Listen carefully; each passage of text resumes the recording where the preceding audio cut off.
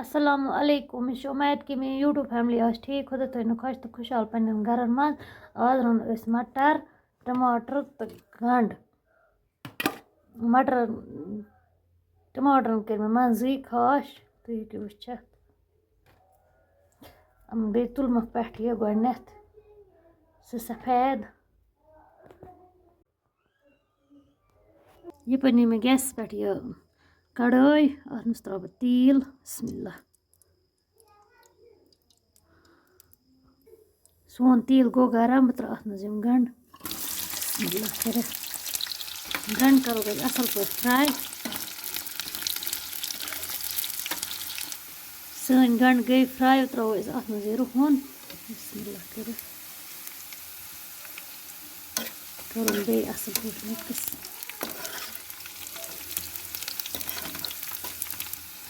बे त्रोस मटर बिस्मिल्लाह मटर करो तोतान फ्राई योतान पे चुमटन तोतान फ्राई करें असल पे त्रो मटर नुन चमच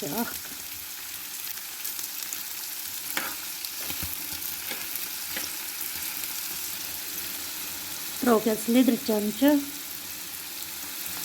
करो बे त्रो का मसाला इस लिद्र त्रो करो असल पे बहाव मत मटर सन गई असल पे फ्राई वुचु तुम इथी गसन रोजन मटर गई असल पे फ्राई वनी मे यपर बदल कढ़ाई तान खुश गस त्रो अत मज तेल बिस्मिल्लाह रहमान रहीम मे अम बड़ 2 चमच तेल योतान सोन तेल गस असल पे गरम तोतान गस सोन त्राउन की सोन तेल गो गरम त्रो अत मज टमाटर हम त्रो नून त्रो मे 1 चमच थो ढक्कन पे ढक्कन थो 5-6 मिनटन पे तुलो सन टमाटर गई एक साइड नरम फिर बेक साइड बिस्मिल्लाह हम फिर एस बेक साइड थो बे 2 मिनटन ढकना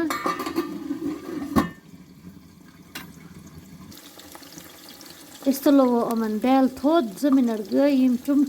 चुमट की मद से तुलो तुम हेकु कन त तुल बेल छन लग असल की वुच कित देल गसान अमन अलग वह करो मैश से मैश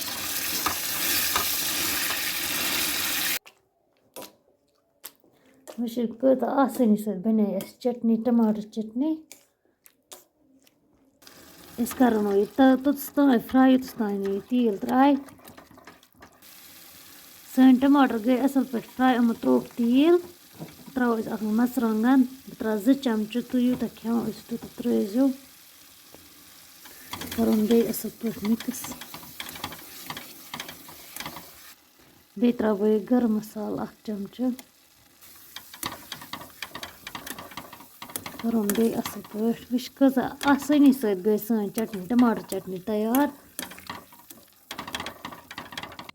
वुच ते अम त्रोक तेल त्रो यम मटर अथी मज यम मे गंड थे तैयार कर बिस्मिल्लाह रहमान रहीम करन बे असल पे रलावन बे अत त्रा आब कप ओड़ बिस्मिल्लाह यह 1 कप आब सॉरी अत थो पे ढक्कन थो 5 मिनटन बे तान असल पे गल दिमो सब्जी नजर माशाअल्लाह वुचु तुम किस गम सन सब्जी तैयार तुम ते कर ट्राई जरूर मे उम्मीद कि तह सोन वीडियो आमद पसंद अगर पसंद हो तेल कर लाइक शेयर सब्सक्राइब खुदा सवाल अस्सलाम वालेकुम।